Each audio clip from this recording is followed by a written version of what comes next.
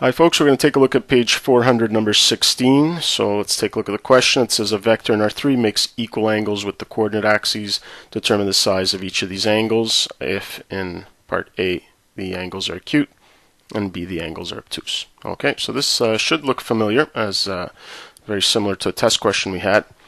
Okay, so here we have to figure out what's special about these vectors if the angles are all equal to the coordinate axes. Okay, so here if I let u be some random 3D vector, okay, and I know that the direction angles are all equal, so alpha is equal to beta is equal to gamma, I know then that cos alpha is equal to cos beta is equal to cos gamma.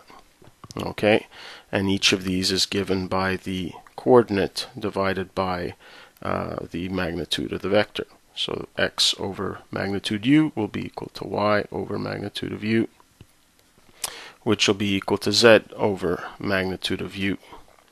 Since all of these have to be equal, and here I multiply the whole thing out by magnitude of u, and I'm left with x equals y equals z.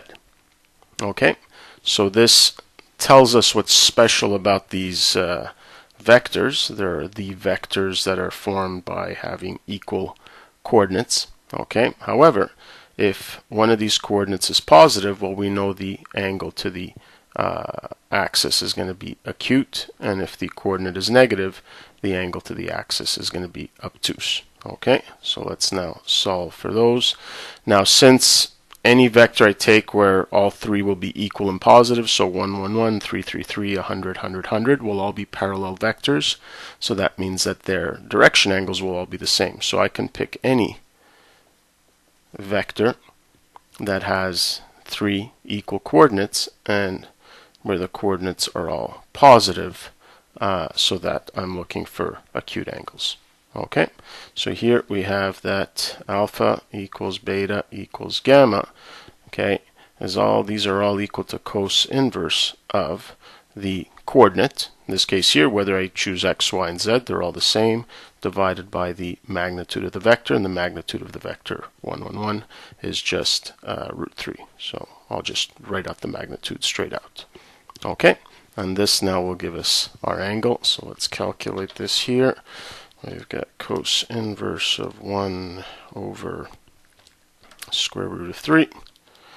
And what do we got? 54.7 degrees.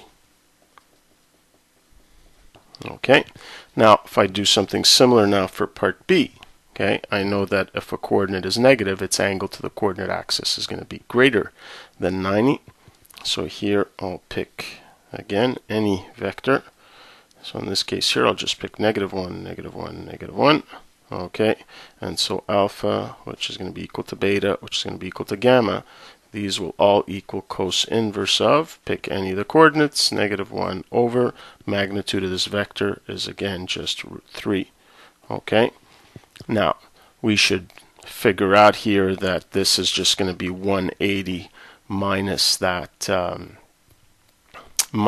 angle, but let's check it. Okay, just to be sure, so cos inverse of negative 1 divided by square root of 3. And of course we get, there we go, 125.3.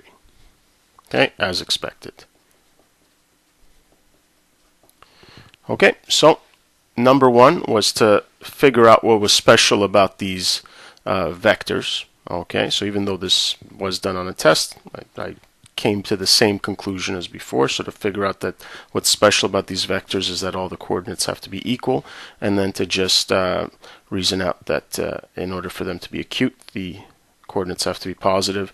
In order for the angles to be obtuse, the coordinates need to be negative. Okay, that's it for this one.